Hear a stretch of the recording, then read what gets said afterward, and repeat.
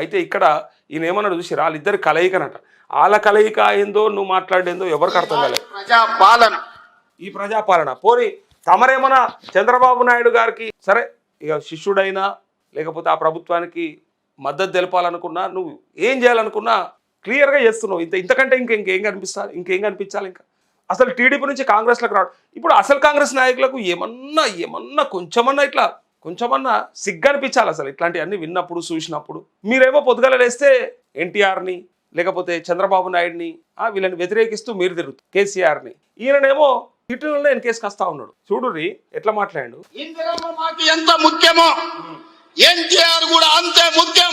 ఇందిరమ్మ అయిపోయింది. కాంగ్రెస్ ప్రభుత్వం కాదు ఇది, టీడీపీ కాంగ్రెస్ ప్రభుత్వం. ఇది టీడీపీ కాంగ్రెస్ ప్రభుత్వమే, చంద్రబాబు నాయుడు ప్రభుత్వమే నడుస్తుంది.